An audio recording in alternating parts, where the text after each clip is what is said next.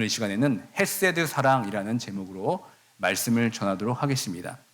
오늘 설교 본문에는 3명의 여인이 등장합니다. 나오미, 그리고 그녀의 두 며느리 오르바와 룻이 등장합니다.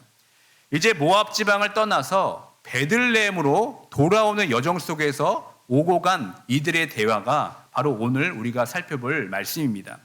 이 대화는 크게 두 부분으로 나눌 수가 있습니다. 먼저 나오미가 두 며느리에게 고향으로 돌아가라며 이별의 입맞춤을 나누는 장면이 나옵니다. 그러나 며느리들은 어떻습니까? 쉽게 나오미의 제안을 받아들이지 않고 울면서 돌아가지 않겠다고 말씀합니다. 이어지는 두 번째 부분은 나오미가 다시 한번 강력하게 이 며느리들에게 너희 고향으로 돌아갈 것을 권유하고 있습니다. 결국 오르바는 나오미를 떠나고 룻은 나오미를 굳건히 따르겠다고 말하는 극적인 순간이 펼쳐집니다. 이것이 바로 오늘 우리가 읽은 본문의 이야기입니다. 사실 우리가 사는 이 현실 속에서 룻기에서 보여주는 이 시어머니 나오미와 며느리 룻과 이 오르바의 애절한 사랑의 관계는 어쩌면 비현실적인 꿈처럼 느껴집니다. 특히 한국에서 시댁을 시월드라고 비꼬면서 가능한 멀리 해야 한다고 믿는 이 한국 며느리들에게는 오늘 이 룻기의 이 모습이 상상하기가 아마 어려울 수도 있습니다. 여기서 말하는 시월드가 무엇입니까? 시집과 월드를 합성어로 한 단어입니다. 시댁과의 관계가 마치 드라마나 영화 속에서 이 고부 갈등처럼 복잡하고 어렵다는 이 부정적인 의미를 담고 있는 신조어가 바로 시월드입니다. 이러한 시월드라는 표현이 나올 정도로 이 고부 관계에 관한 어려움이 이 공감대를 형성하고 있는 이 상황 속에서 오늘 룻기의 이야기는 더욱 우리에게 특별하게 다가옵니다. 한국의 며느리들에게 시월드라는 단어는 단순히 시어머니, 시아버지, 시누이 등이 살고 있는 물리적 공간을 넘어서게 됩니다. 미국에 사시는 분들은 시월드 하면 아마 올랜도나 샌디에고에 있는 유명한 그 시월드를 떠올리실지 모르겠습니다. 하지만 이 한국의 며느리들에게 시월드는 그 이름만 들어도 마음 한구석이 서늘해지고 어쩌면 긴장과 부담 그리고 알 수 없는 외로움이 공존하는 복잡한 감정의 세계를 아마 의미할 것입니다. 아무리 유능하고 잘났으며 마음씨고 온 며느리라 할지라도 이 시월드 안에서는 늘 부족하고 모자란 존재처럼 느껴지기 십상입니다. 시어머니 눈에는 아무리 며느리가 애를 써도 어딘가 아쉬운 점이 보이고 며느리 또한 며느리대로 그 시선 속에서 자신도 모르게 위축이 되곤 합니다.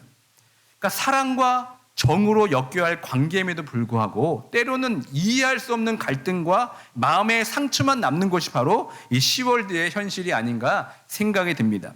며느리의 모든 노력에도 불구하고 시어머니의 기대치는 항상 한 뼘 더 높은 곳에서 느껴진 것이 바로 우리의 시월드입니다.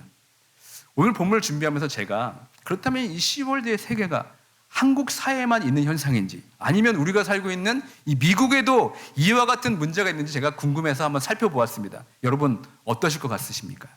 이 시월드의 세계가 한국 사회에서만 있는 현상입니까? 아니면 우리가 살고 있는 미국에서도 이와 같은 문제가 있을까요? 결론부터 말씀드리면 형태는 다를 수 있지만 미국에서도 in-law problems, 또 mother-in-law issues, 또 뭐가 있습니까? complicated relationship with mother-in-law라는 이 용어가 있습니다. 그러니까 미국 사회에서도 이 미국 시어머니와 며느리 간의 갈등이 분명히 존재한다는 사실입니다. 물론 시월드라는 표현은 사용하고 있지는 않지만 많은 이 가정이 이런 어려움을 겪고 있습니다. 그래서 이런 것들이 심리학 연구도 많이 있고 여러 가지 뉴스들이 많이 있습니다. 최근 한 연구에 따르면 사람들은 자신의 친어머니보다 시어머니와 더 많은 갈등을 경험한다고 합니다. 이러한 갈등은 주로 아들 혹은 남편의 시간과 관심을 누가 더 많이 가질 것인가에 대해서 무언의 경쟁을 하게 됩니다. 또는 자녀 양육이나 생활 방식에 의한 세대 간의 차이 때문에 이런 문제가 발생이 됩니다. 특히 경계 설정 문제도 마찬가지입니다. 이것 때문에 많은 다툼이 발생됩니다. 최근 미국 언론에 보도된 사례들 보면 이 시어머니가 며느리의 허락도 없이 손주 사진을 올려가지고 무리를 일으키기도 합니다. 또 심지어는 출산 중인 며느리에게 모욕적인 메시지를 보내서 이런 어려운 갈등들이 존재한다고 많은 뉴스들이 밝히고 있습니다. 그렇다면 여러분, 왜 이렇게 시월드는 이토록 힘든 곳입니까? 왜 동서고금을 막론하고 이러한 문제가 생긴다고 생각하십니까? 여러 가지가 있을 수 있지만 가장 큰 이유는 아마 이것이 아닐까 생각이 듭니다. 한 남자를 사이에 둔 두 여인의 미묘한 공존, 이것이 문제가 아닐까 생각이 듭니다.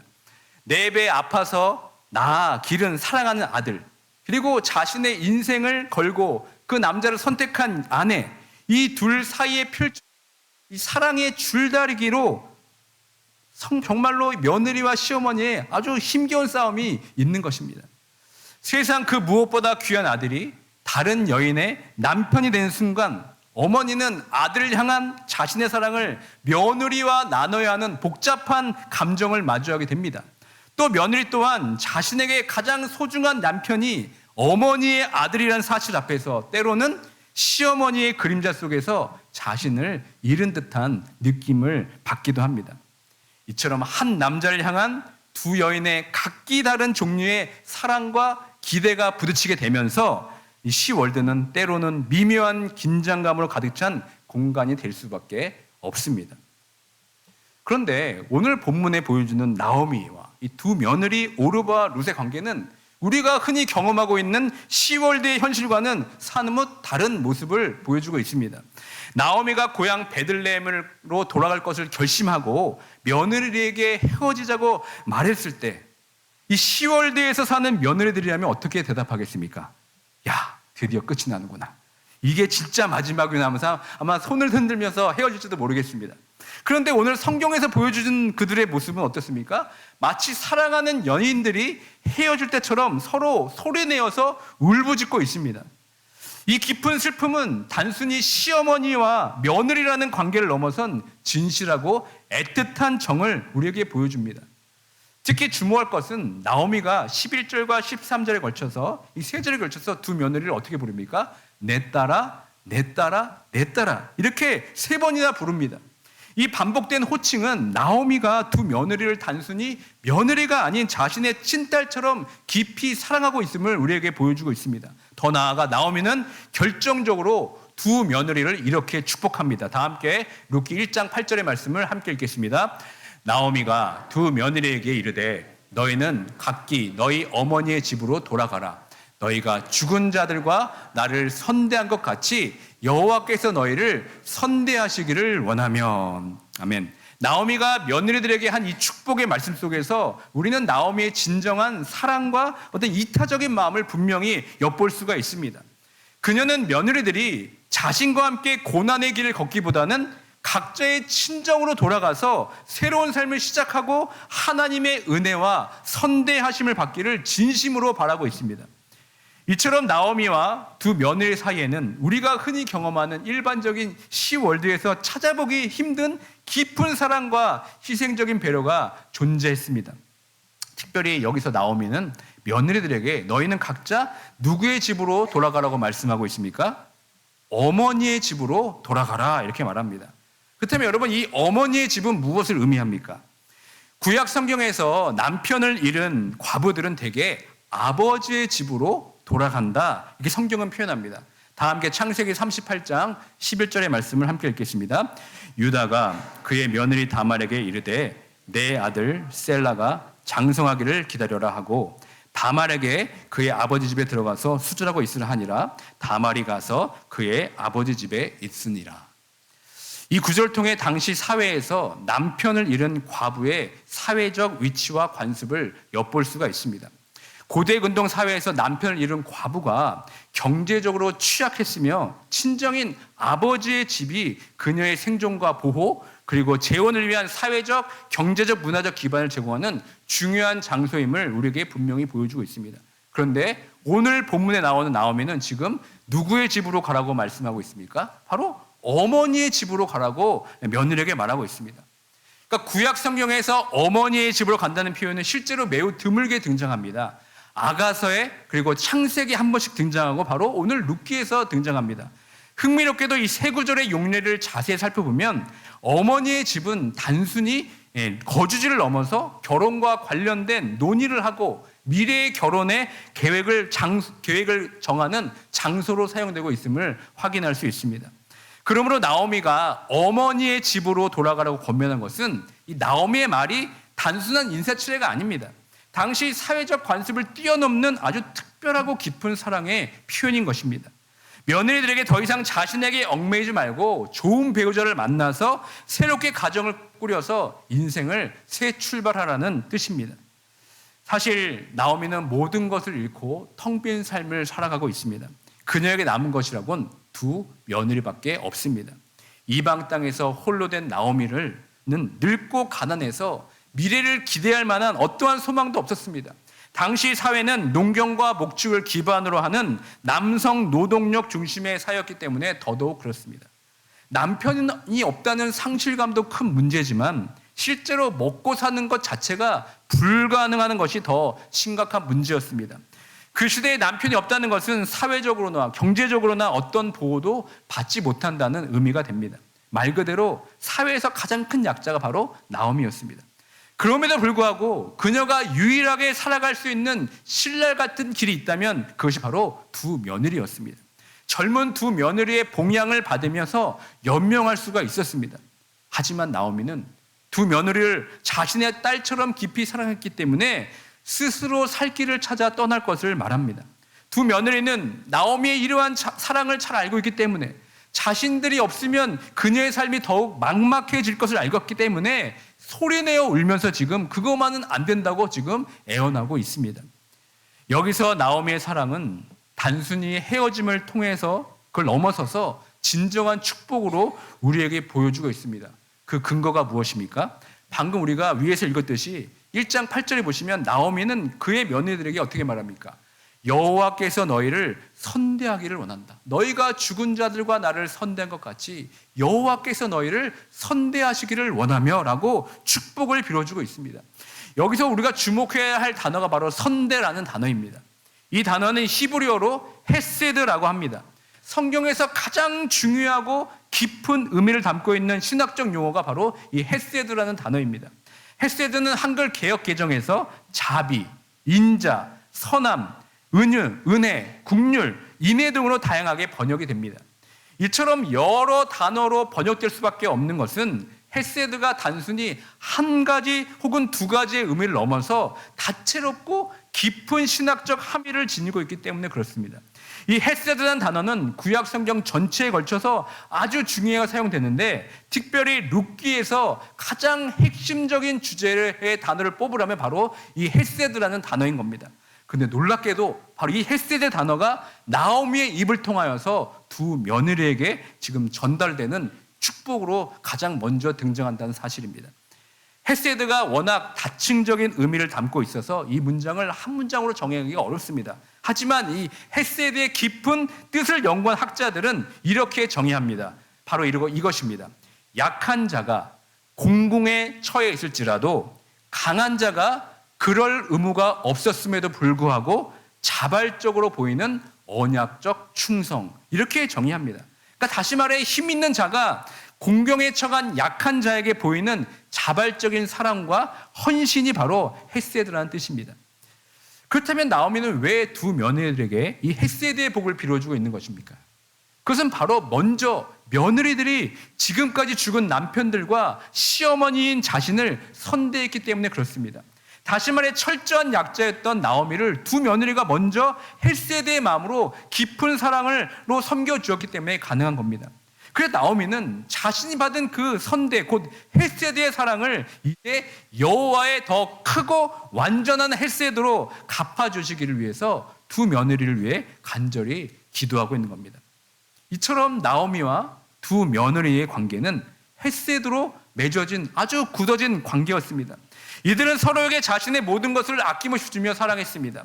그렇기 때문에 나오미가 자신을 떠나 어머니의 집으로 돌아갈 것을 요청했을 때 두 며느리는 그 마음을 받아들일 수가 없어서 그저 목 놓아 울 수밖에 없는 상황이 된 겁니다. 그런데 나오미가 그것을 끝내지 않습니다. 다시 한번 두 며느리에게 강력하게 고향으로 돌아가라고 하면서 자신과 이별할 것을 간곡합니다. 근데 며느리들은 또다시 서럽게 울음을 터뜨리면서 어떻게 됩니까? 결국 오르바는 현실적인 선택을 통하여서 친정으로 돌아가고, 반면 룻은 그럼에도 불구하고 나오미를 따라서 베들레헴으로 갈 것을 선택합니다. 이 극적인 상황에서 여러분이 나오미의 요청 앞에 서 있는 두 며느리 중 한 명이라면 과연 여러분 어떤 선택을 하시게 될 것입니까? 오르바입니까? 아니면 룻입니까? 한번 여러분 생각해 보시기 바랍니다. 합리적이고 현실적인 길을 택하겠습니까? 아니면 모든 것을 뒤로하고 알 수 없는 미래 속으로 시어머니를 따르는 결정을 내리시겠습니까? 이 본문을 통해 우리는 오르바와 이 룻의 행동이 극명하게 대조됨을 목격하게 됩니다. 이미 룻기의 이야기를 잘 아시는 분들은 나오미를 따르겠다는 룻의 선택은 올바른 것이고, 나오미를 떠난 오르바의 선택은 비난받아 마땅하다고 쉽게 우리가 판단할 때가 있습니다. 실제로 어떤 설교자들은 오르바를 믿음을 저버린 삶의 모습으로 설명하기도 합니다. 처음에는 하나님께 나왔지만 결국 우상에게로 돌아가고 끝까지 견디지 못한 신앙의 애로 오르바를 들기도 합니다. 하지만 과연 오늘 본문 말씀이 오르바의 행동을 지금 비난하고 있습니까? 전혀 그렇지가 않습니다. 성경은 룻의 행동은 옳고 오르바의 행동은 나쁘다는 식의 흑백 논리로 묘사하고 있지 않습니다. 오늘 우리가 살펴본 바와 같이 나오미는 두 며느리에게 두 번이나 각자의 어머니 집, 즉 고향으로 돌아가라고 간곡히 이야기했습니다. 이때 두 며느리의 처음 반응이 무엇입니까? 처음에는 룻뿐만 아니라 오르바 또한 시어머니 나오미를 떠나지 않겠다고 말했습니다. 심지어 자신의 땅을 떠나서 나오미와 함께 어머니의 고향 베들레헴으로 가겠다고 소리내어 슬피 울기까지 했습니다. 그러니까 오르바는 애초부터 나오미를 떠날 생각이 없었습니다. 나오미가 먼저 그녀에게 간곡히 권면했을 뿐입니다. 그런데 두 번째로 나오미가 다시 간청하자 그제서야 오르바는 자신의 고향으로 돌아간 것뿐입니다. 오르바는 나오미에게 불의한 것도 아니고 오히려 어머니의 그 간곡한 요청을 진심으로 숙고하고 수용했을 뿐입니다. 그러므로 오르바의 이런 선택은 결코 비난받을 일이 아니라 지극히 상식적인 행동이었습니다. 다만 이에 비해 룻의 행동은 그야말로 상식을 초월한 일이 되어버린 것입니다. 지금까지 나오미와 오르바, 룻의 관계를 살펴본 바로는 사실 어느 누구도 비난할 수 없는 모습을 보여주고 있습니다. 근데 하지만 우리는 어떻습니까? 종종 누구는 옳고 누구는 그러다라는 흑백 논리의 잣대로 오늘 본문을 바라보곤 합니다. 무언가 분명한 선을 그어야 직성이 풀리는 말입니다. 그러나 이 오르바의 선택을 다시 한번 깊이 들여다보아도 우리는 그녀를 비난할 점을 찾아볼 수가 없습니다. 오르바는 결코 자신의 이익을 위해 나오미를 떠난 것이 아닙니다. 오히려 나오미를 생각하는 마음에서 비롯된 선택일 수가 있습니다. 그녀의 선택은 지극히 상식적이었으며 어쩌면 그 결정의 동기가 나오미를 향한 사랑에서 비롯될 수가 있습니다. 여러분, 차라리 룻의 선택이 오히려 무모한 것입니다. 룻이 나오미와 함께 베들레헴으로 돌아간다면 그녀가 앞으로 치러야 할 대가는 실로 엄청납니다. 당시 고대 근동의 결혼 풍습을 돌아보면 룻의 나이는 아직 10대 후반이거나 20대 초반일 가능성이 큽니다. 이렇게 젊고 창창한 여인이 늙은 시어머니와 함께 살아간다는 것은 감당하기 어려운 엄청난 큰 희생입니다. 이 룻의 행동은 인간적으로 이해하기가 너무나 어렵습니다. 이것은 단순한 상식을 넘어선 무모하리만큼 대담한 도전처럼 우리에게 비춰집니다. 결국 이 룻의 모습은 사람으로 보일 수 있는 헤세드를 뛰어넘는 진정한 사랑을 우리에게 나타내고 있습니다. 이러한 룻의 고백과 행동을 통해 우리는 하나님의 특별한 그 헤세드의 사랑의 그림자를 보게 됩니다. 앞서서 제가 헤세드의 정의를 어떻게 여러분에게 말씀드렸습니까? 약한 자가 공궁에 처해 있을 때 강한 자가 그럴 의무가 없음에도 불구하고 자발적으로 보이는 언약적 충성이라고 여러분들에게 말씀드렸습니다. 바로 그 정의처럼 이 세상에서 가장 강하신 하나님께서 가장 연약한 우리를 향해 보이시는 조건 없고 무제한적인 사랑이 바로 헤세드인 것입니다. 이 헤세드 사랑을 지금 하나님께서 우리에게 어떻게 보여주고 계셨습니까? 그 헤세드의 결정체는 바로 예수 그리스도이십니다. 그분은 죄로 인해 죽을 수밖에 없는 우리를 위해 높고 높은 보좌를 버리고 이 땅에 내려오셨습니다. 그리고 십자가에서 죽음으로 그 크신 사랑을 우리에게 보여주셨습니다. 죽었던 우리를 다시 살리시고 진정한 생명과 소망을 주신 분이 바로 하나님의 헤세드 예수 그리스도이십니다. 이처럼 헤세드의 결정체인 예수 그리스도께서 우리를 위해 이 땅에 오시고 섬기시고 죽으시고 부활하신 그 위대한 이야기가 지금 룻기 안에서 룻이 상식을 초월하는 선택과 고백을 통해서 우리에게 선명히 비춰지고 있는 것입니다. 소망 없는 나오미에게 룻은 진정한 소망이 되어 주었습니다. 그 누구도 채워주지 못하는 나오미의 상실과 아픔을 덮어주기 위해서 스스로 나오미와 동행하기로 결단한 젊은 여인 룻의 그 사랑은 바로 예수 그리스도의 헤세드를 우리에게 선명한 그림자처럼 보여주고 있는 것입니다. 만약 예수 그리스도가 우리 삶에 없었더라면 우리 또한 나오미처럼 텅 빈 인생을 살아갈 수밖에 없습니다. 사실 예수 그리스도가 우리 안에 계시지 않는다면 우리의 삶은 근본적으로 텅 비어 있을 수밖에 없습니다. 왜냐하면 죄로 인해 우리는 영원히 죽을 수밖에 없는 존재이기 때문에 그렇습니다. 사망은 모든 텅 빈 것의 최후인 것입니다. 내가 내 힘으로 무엇인가를 움켜쥐고 내 힘으로 모든 것을 할 수 있다고 믿는 인생들에게 죄로 인한 사망은 너는 아무것도 가지고 갈 수가 없다고 우리에게 준엄하게 선포하고 있습니다. 죄로 인해 죽을 수밖에 없는 우리의 비참한 운명을 알지 못하기 때문에 우리는 여전히 내면의 텅 빈 공간을 무엇인가로 채우려고 안간힘을 쓰며 살아갑니다. 쇼핑도 하게 되고 또 친구도 만나고 또 여행도 떠납니다. 혹은 부어라 마셔라 하면서 텅 빈을 채워보기 위해서 술을 마시면서 이 허무함을 잠시나마 달래보려고도 합니다. 그러나 이 모든 시도에도 불구하고 근본적으로 이 텅 빈은 결코 해결할 수가 없습니다. 왜냐하면 예수님 없이는 우리는 허물과 죄로 죽었던 상태이기 때문에 그렇습니다. 이는 예수님을 만나기 전 소망 없이 텅 비어 있는 우리의 진짜 모습입니다. 그런데 바로 이처럼 소망 없고 텅 비어 있는 우리 인생에 하나님의 아들 예수 그리스도께서 친히 찾아오셨습니다. 다시 본문 속으로 들어가 보면 지금 나오미가 향하는 곳이 어디입니까? 자신의 고향이었던 베들레헴입니다. 그러면 이 베들레헴이 어디입니까? 바로 예수 그리스도가 태어나신 동네입니다. 그런데 이 지명의 뜻이 매우 의미심장합니다. 베들레헴이라는 지명은 집을 의미하는 베이트와 빵을 의미하는 레헴의 합성어입니다. 그래서 베들레헴을 우리말로 쉽게 번역하면 무엇이라 볼 수 있겠습니까? 빵집. 이게 바로 베들레헴의 뜻입니다.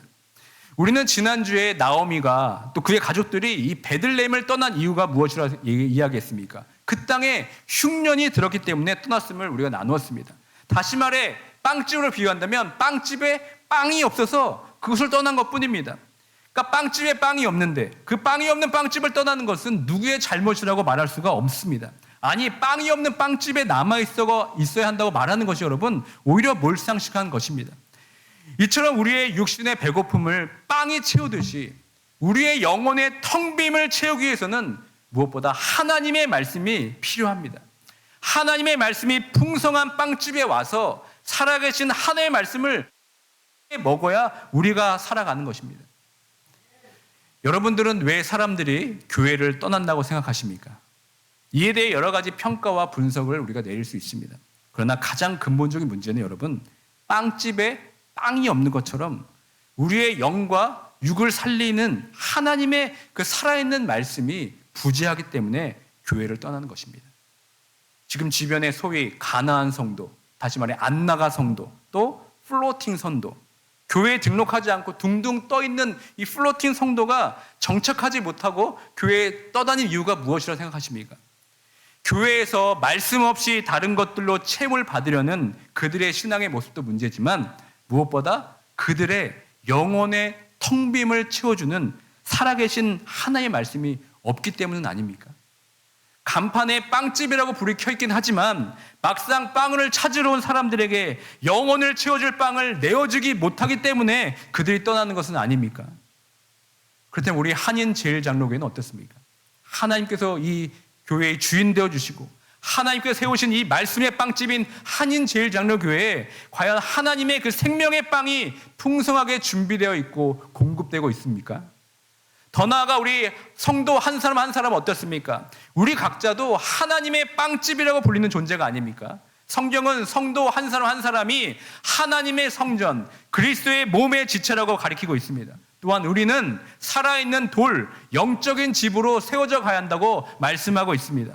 그렇기 때문에 우리 한 사람 한 사람의 삶이 곧 하나님이 거하시고 하나님의 생명의 말씀이 흘러나와서 다른 이들에게 공급되어야 할 빵집이 바로 우리들의 존재 이유입니다. 그렇다면 우리 삶 속에 지금 하나님의 말씀이 넘쳐나고 있습니까? 우리는 우리의 삶을 통해서 주위 사람들에게 하나님의 생명의 빵을 나누고 있습니까? 우리의 입술과 행동을 통해 예수 그리스도의 충만한 사랑과 생명이 흘러나와서 영적으로 굶주린 이웃들에게 진정한 만족과 위로를 제공하고 있습니까? 우리는 이 시간 스스로 질문해 볼 필요가 있습니다. 진정한 텅 빔은 여러분 다른 곳에 있지 않습니다. 우리 영혼에 하나님의 영원한 생명의 말씀이 부지한 것, 이것이야말로 여러분 진짜 텅 빈 인생입니다. 내 삶에 하나의 말씀이 살아서 역사하지 않는다는 것, 여러분 이것이 가장 큰 결핍입니다. 사랑하는 성도 여러분, 이 텅 빈과 상실에서 진정한 체험과 회복으로 나아가는 길은 오직 하나뿐입니다. 바로 참된 하나님의 생명의 양식을 먹는 것, 이것이 유일한 방법임을 깨닫고 고백하는 우리 모두가 되길 주님의 이름으로 축원드립니다. 이 빵에 대해서 신약에서는 우리에게 이렇게 소개하고 있습니다. 요한복음 6장 35절의 말씀을 함께 읽겠습니다. 예수께서 이르시되 나는 생명의 떡이니 내게 오는 자는 결코 줄이지 아니할 터이요 나를 믿는 자는 영원히 목마르지 아니하리라. 아멘. 이 떡은, 이 빵은 바로 예수 그리스도를 가리키는 말씀입니다. 예수께서 자신을 생명의 떡으로, 생명의 빵으로 우리에게 소개하고 있습니다. 자신을 먹는 자는 결코 줄이지도 않고 목마르지 않는다고 말씀하고 있습니다. 나오미가 지금 베들레헴으로 가는 이유는 단순히 고향으로 돌아가고자 하는 것이 아닙니다. 이것은 바로 생명의 빵을 공급받아서 그녀의 텅 빈 삶을 채우기 위함입니다. 룻기의 이야기는 바로 베들레헴, 즉 빵집의 참된 빵이신 예수 그리스도께서 우리의 텅 빈 영혼을 어떻게 채워주시는 것인지를 미리 우리에게 보여줌으로써 텅 빔에서 충만하라고 나아가는 우리 삶에서 가장 근본적인 위대한 반전을 예표하는 것이 바로 오늘 룻기의 말씀입니다. 이 시간 텅 비어있던 우리를 찾아오신 하나님의 그 헤세드의 사랑이 다시 한번 무엇인지 돌아보길 원합니다. 하나님께서 예수를 통해서 보여주시는 그 사랑은 인간의 상식을 뛰어넘는 사랑이었습니다. 때로는 무모해 보이는 사랑입니다. 결코 다함이 없는 영원한 사랑입니다. 그리고 그 사랑을 통해서 우리의 텅 빈 인생을 충만케 해주셨습니다. 인도에서 빈민들을 구제하고 특히 길거리에서 죽어가는 이들과 고아들을 평생 섬겼던 수녀 마더 테레사는 사랑을 이렇게 정의했습니다. 당신은 아픔이 느껴질 때까지 사랑해야 합니다. 자신에게 무언가 희생이 될 만한 것을 주십시오. 없어도 지장이 없는 것을 주는 것이 아니라 그것 없이는 살 수 없는 것이나 그것 없이는 살고 싶지 않는 자신이 정말 좋아하는 것을 주십시오. 그것이 진정한 사랑입니다. 이렇게 마더 테레사는 사랑에 대해서 정의했습니다. 혹시 우리가 베푸는 사랑은 나에게 없어도 되니까, 내 삶에 그것이 없어도 지장이 없으니까 나누는 사랑은 아닙니까? 그거 없어도 살 수 있으니까 그것을 주는 그런 사랑에 머물러 있지는 않습니까? 사실 이런 사랑을 베푼다 하더라도 훌륭하다고 말할 수 있습니다. 안타깝게도 이 정도조차도 우리가 실천하지 못하는 것이 너무나 허다하기 때문에 그렇습니다. 그러나 하나님이 우리에게 보여주신 헤세드의 사랑은 하나님 자신의 아픔이 느껴지는 사랑이었습니다. 희생이 있는 사랑이었습니다. 하나님께서 자신의 독생자들 예수 그리스도를 텅 빈 채 살아가고 있는 우리들을 위해서 온전히 내어주셨습니다. 이 헤세드의 사랑으로 인해서 우리는 완전한 상실에서 온전한 회복으로 변화된 것입니다. 지금까지 우리는 룻기를 통해 나오미와 며느리들의 관계 속에서 헤세드라는 놀라운 사랑을 발견했습니다. 그리고 헤세드의 궁극적인 실체가 바로 예수 그리스도의 희생적인 사랑임을 우리가 깨닫게 됩니다. 이제 여러분, 이 깨달음을 가지고 우리 삶 속에서 구체적인 삶을 어떻게 실천하면 좋겠습니까? 텅 빈 채로 살아가고 있는 우리 이웃들에게 우리가 받은 헤세드 사랑을 우리가 어떻게 나누면 좋겠습니까? 먼저 이 시월드 안에서 며느리와 시어머니가 헤세드를 베풀었던 것처럼 우리는 가장 가까운 관계에서부터 시작하면 좋겠습니다. 가정은 여러분 헤세드 사랑의 가장 중요한 훈련장입니다. 배우자에게 또 자녀에게, 부모님에게, 그리고 때로는 불편하고 갈등이 있는 가족 구성원들에게 상식선이나 내 기분 내키는 대로가 아니라 아픔이 느껴질 때까지 사랑하는 연습을 하는 것이 바로 이 가정입니다. 상대방이 기대하지 않는 친절, 내가 손해보는 것 같은 섬김, 조건 없이 베푸는 용서가 바로 가정 안에서 이루어질 헤세드입니다. 이제 시어머니와 며느리의 사랑의 줄다리기를 멈추고 여러분 관점을 다시 한번 바꿔보길 원합니다. 시어머니는 며느리에게 내가 사랑하는 아들을 사랑해줘서 고맙다, 내 아들의 평생 반려자가 되어서 고맙다 라고 감사하다고 먼저 손을 내밀고 등을 두들겨 준다면 어떻겠습니까? 또 며느리는 시어머니에게 제가 사랑하는 남편을 평생 수고와 헌신으로 키워주셔서 진심으로 감사합니다 라고 말하면서 따뜻하게 시어머니를 안아드린다면 어떻겠습니까? 그때 시어머니와 이 며느리라는 그 이름만으로도 긴장감이 감돌던 이 시월드가 서로를 진심으로 선대하고 축복하는 시원월드, 즉 천국으로 변화되는 놀라운 위대한 반전이 일어나게 될 줄 믿습니다. 또한 말씀이 없어 텅 빈 빵찜처럼 살아가는 이들에게 생명의 빵이신 예수 그리스도를 전하는 것이 진정한 헤세드의 사랑을 나누는 것입니다. 이를 위해 여러분 주변에 소외된 사람들을 돌보시기 바랍니다. 홀로 사는 어르신들, 그리고 경제적으로 어려운 이웃, 외로운 이민자 등 우리 주변에 나오미와 같은 분들이 참으로 많이 있습니다.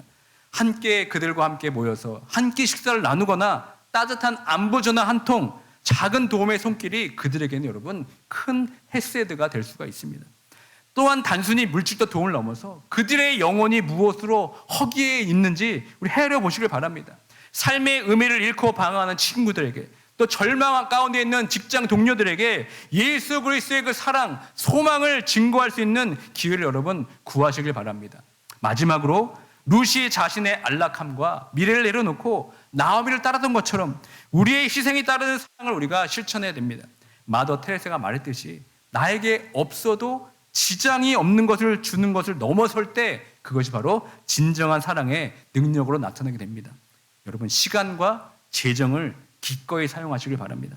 당신의 바쁜 시간 중 일부를 내어 봉사하시고 당신의 소득 중 일부를 구제와 선교를 위해 어려운 이웃들을 위해 내어주시기 바랍니다. 이것이 바로 헤세드의 사랑에 동참하는 것입니다. 단순히 남는 것을 주는 것이 아니라 내게도 가장 소중한 것을 내어주는 헌신이 우리에게도 필요합니다. 사랑하는 성도 여러분, 우리가 받은 헤세드의 사랑은 너무나 크고 무한합니다. 이제 우리가 그 사랑의 통로가 되어서 텅 빈 세상을 채우는 복의 근원이 되기를 주님의 이름으로 축원드립니다. 다시 한번 룻기를 통해 계속해서 텅 빈 인생을 헤세드의 사랑으로 회복하여 주시고 채워주시는 그 놀라운 하나님의 사랑을 경험하면서 그 사랑을 나누며 살아가는 모두가 되길 주님의 이름으로 축복합니다.